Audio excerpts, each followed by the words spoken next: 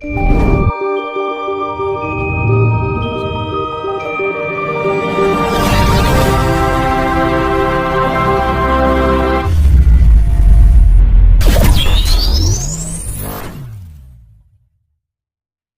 manunggal jati, apakah panjenengan siap jika malam ini saya temani mencapai suci dan manunggal dengan suci?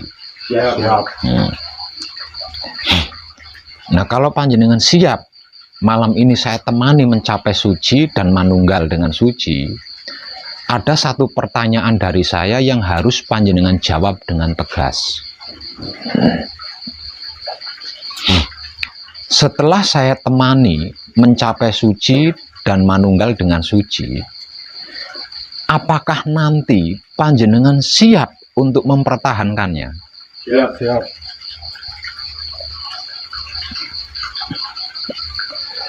Kenapa saya tanya seperti itu? Mencapai suci dan manunggal dengan suci itu hanya dapat dilakukan sekali loh dalam seumur hidup. Karena kita hidup di dunia ini sekali, enggak dua kali gitu.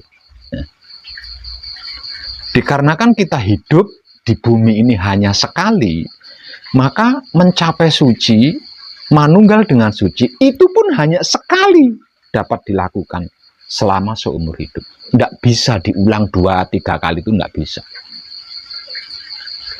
Untuk bisa mengulang lagi, berarti panjenengan harus mengalami kematian dulu.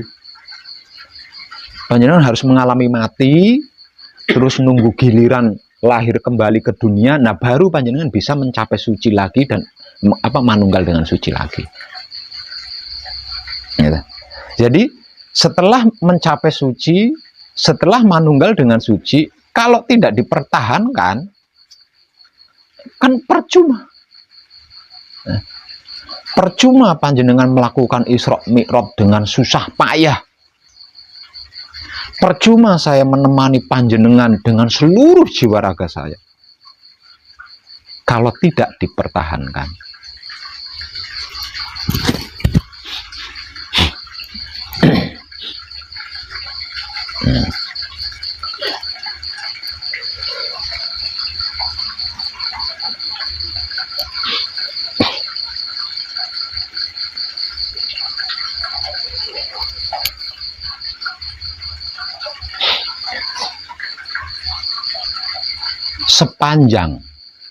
Sepanjang sejarah Manekung atau Gembleng, saya menyaksikan pada akhirnya nanti akan ada banyak kadang kinasih saya yang pernah Manekung, pernah Gembleng, itu menyesal pada akhirnya. Kenapa? Karena tidak dipertahankan. Dan ketika penyesalan itu terjadi, saya nggak bisa berbuat apa-apa. Saya tidak bisa berbuat apa-apa.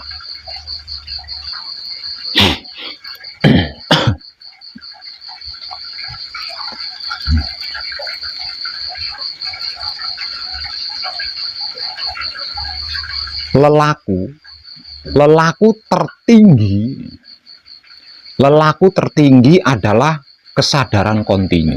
Kesadaran kontinu itu adalah lelaku tertinggi, lelaku paling tinggi. Nah, kesadaran kontinu ini dalam bahasa awamnya disebut juga sebagai istiqomah atau tumaninah. Itu lelaku tertinggi. Tumaninah atau istiqomah. Itu arti maksud daripada kesadaran kontinu yang sering saya sampaikan.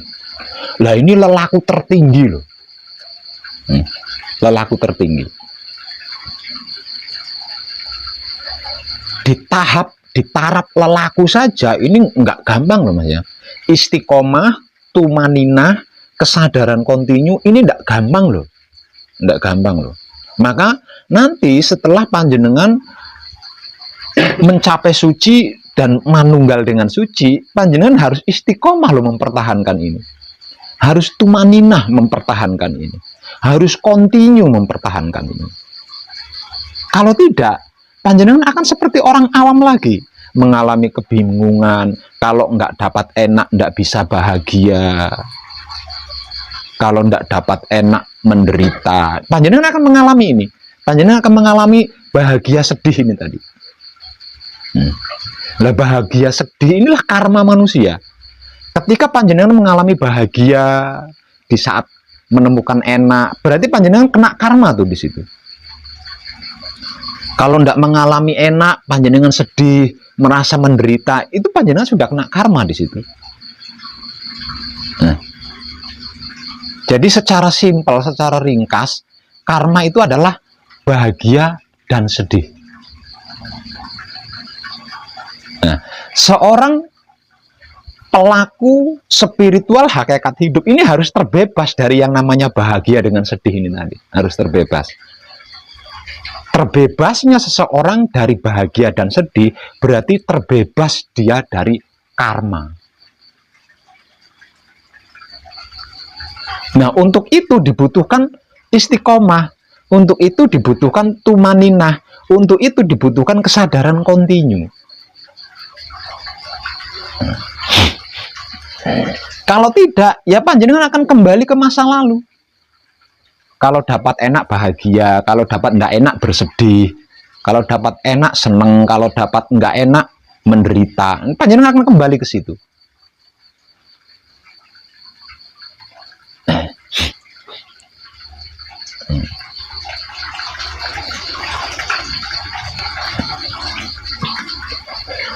Nah, kalau kita masuk ke dalam dunia karma, berarti kita harus siap dua hal.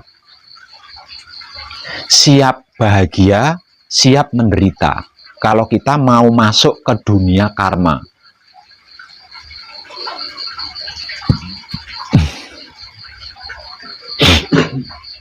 Hukum-hukum manusia yang hidup di dunia ini itu sesungguhnya karma semua. Namun,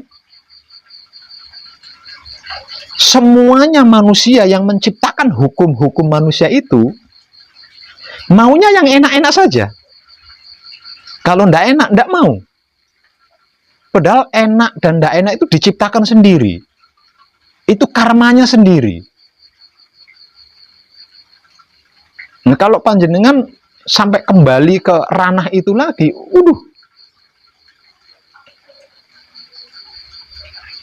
saya akan merasa percuma menemani panjenengan dan panjenengan akan mengalami kerugian yang tiada batasnya. Karena apa? Karena tidak semua orang yang pernah mencapai suci dan manunggal dengan suci ini mau loh mengajarkan ke orang lain. Nah, tidak semua orang yang pernah mencapai suci, tidak semua orang yang sudah manunggal dengan suci, ini mau mengajarkannya, mau memberitahukan kepada orang lain. Karena apa? Karena kalau sudah sampai di situ, spekulasi yang dipilih adalah diam. Diam yang selama panjenengan gembleng sedang panjenengan latih. Siapapun dia yang sudah berhasil mencapai suci dan manunggal dengan suci, ini pilihannya itu hanya satu, yaitu lebih baik diam. Nah, kalau sudah seperti itu, bagaimana akan mengabarkannya kepada orang lain, mengajarkan kepada orang lain bagaimana? Lawang pilihan, spekulasi pilihannya adalah diam. Kenapa saya sampai ngomong seperti itu? Karena malam kemarin saya itu menyaksikan pada akhirnya nanti, saya pernah membuat konten video bahwasanya entah itu di awal tahun atau di pertengahan tahun atau di akhir tahun 2025 itu akan terjadi pembersihan besar-besaran. Dikarenakan peradaban manusia akan berganti dengan peradaban baru. Jadi peradaban kita saat ini akan berganti dengan peradaban baru. Nah, pergantian peradaban baru ini akan terjadi entah itu di awal tahun, pertengahan tahun, atau akhir tahun 2025.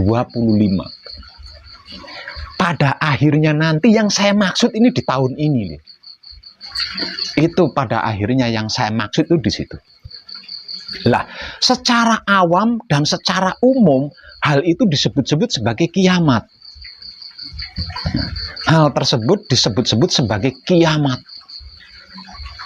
Kenapa dikatakan kiamat? Karena proses pembersihannya itu besar-besaran, skala besar, dan tidak ada planet yang tidak dibersihkan. Artinya akan terjadi sebuah penghancuran totalitas di situ.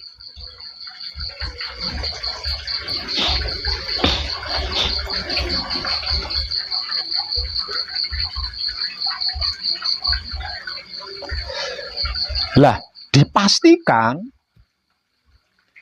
pada peradaban baru ini nanti penghuninya itu adalah orang-orang suci semua. Orang-orang yang sudah manunggal dengan suci semua. Selain orang-orang yang sudah mencapai suci dan manunggal dengan suci, tidak bisa ikut tinggal di peradaban baru ini, tidak bisa. Karena apa? Karena peradaban kita berikutnya adalah itu dipastikan penghuninya hanya orang-orang suci, orang-orang yang benar-benar sudah mengerti, sudah memahami, sudah mengetahui, sudah menyaksikan, dan sudah manunggal dengan Tuhan. Selain itu tidak bisa, selain itu hancur, selain itu dihancurkan.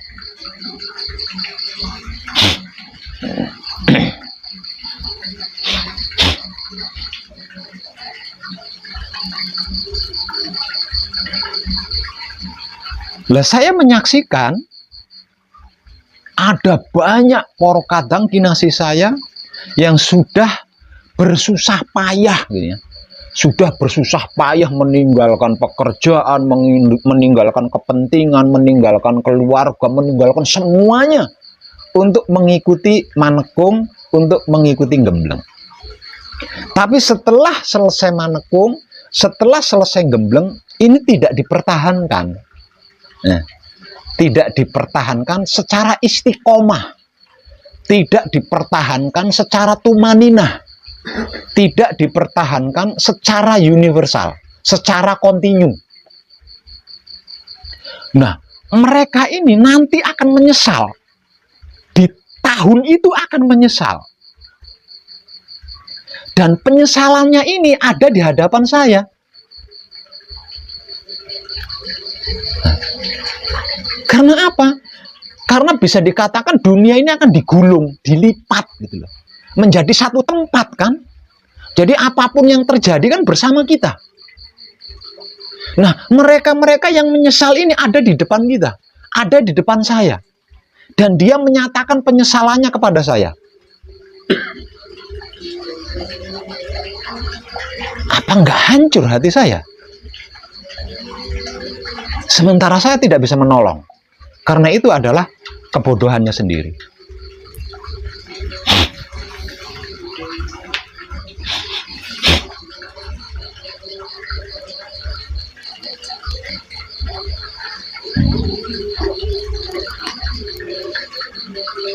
Mencapai suci, manunggal suci, gampang banget.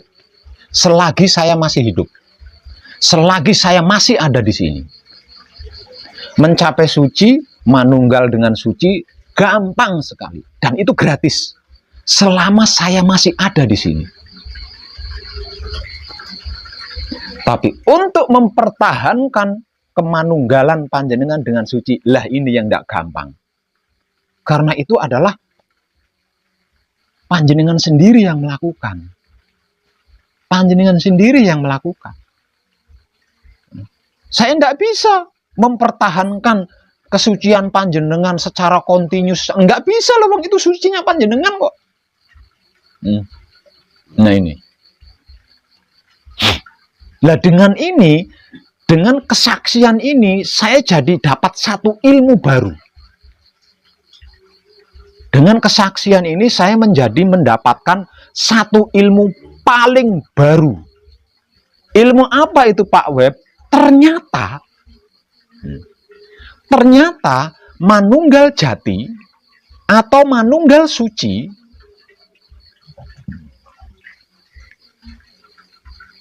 yang dicapai dengan bertobat ini hanya dapat dilakukan oleh orang-orang yang sudah capek, oleh orang-orang yang sudah lelah.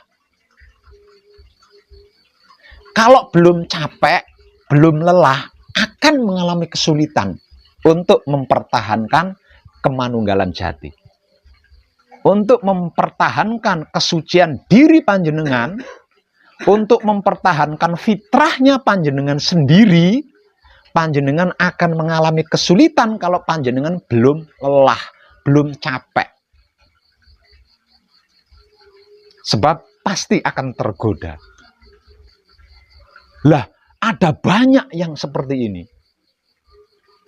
Ternyata setelah saya ketahui di luar sana ada banyak ini. Datang ke sini pura-pura capek. Karena tidak punya uang, karena posisinya lagi morat-marit, kemudian pura-pura capek di hadapan saya. Setelah saya temani spiritualnya, saya bantu spiritualnya, dan berhasil mencapai suci, serta manunggal dengan suci, kemudian karena belum capek, ya capeknya hanya pura-pura. Setelah meninggalkan pesanggrahan ini, ya kumat lagi. Kumat lagi. Nah ini loh, ternyata ada banyak yang seperti ini, dan itu baru saya ketahui kemarin malam. Itu baru saya ketahui kemarin malam. Ternyata ada banyak yang pura-pura capek di depan saya, pura-pura lelah di depan saya. Tujuannya agar saya bersedia menemani spiritualnya. Nah, di antara panjenengan ada nggak yang pura-pura capek ini? Kalau ada yang pura-pura capek, lebih baik panjenengan pulang. Saya nggak mau menyia-nyiakan waktu. Karena percuma. Saya temani, saya bantu sekalipun, setelah pulang nanti panjenengan akan kumat lagi. Kalau panjenengan belum capek, kalau panjenengan belum lelah.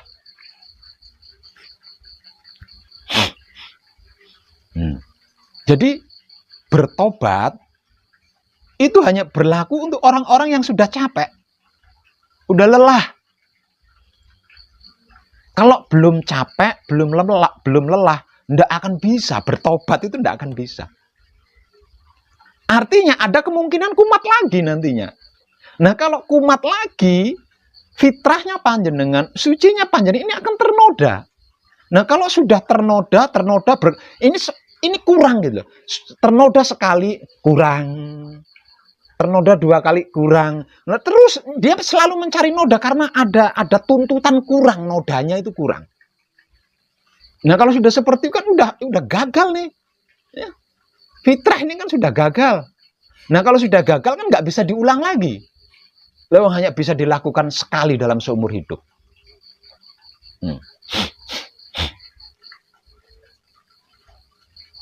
Ternyata ini mengerikan. Jadi saya minta pengakuan panjenengan, kalau ada di antara panjenengan yang hanya pura-pura capek, lebih baik panjenengan pulang. Saya tidak mau menyia-nyiakan waktu dan kesempatan saya. Perkara panjenengan suka menyia-nyiakan waktunya panjenengan, suka menyia-nyiakan kesempatan panjenengan, itu hak panjenengan. Tapi kalau saya tidak mau. Karena saya benar-benar udah capek. Sebelum mencapai titik ini, 45 tahun usia saya itu saya habiskan hanya untuk berspiritual. Spiritual model apapun itu sudah pernah saya lakukan. Kemudian saya lelah, capek, terus bertobat. Sampailah saya di titik ini. Nah, karena saya asli lelah, asli capek, saya tidak mau mengulang lagi. Karena apa? Karena saya benar-benar lelah, udah lelah, udah capek. Nah, setelah saya sampai di titik ini, saya tidak mau kembali lagi mengulang lagi masa lalu itu, tidak mau. Artinya kalau panjenengan belum lelah, kalau panjenengan belum capek, panjenengan akan kesulitan menjaga fitrahnya panjenengan yang sudah berhasil panjenengan capai secara istiqomah.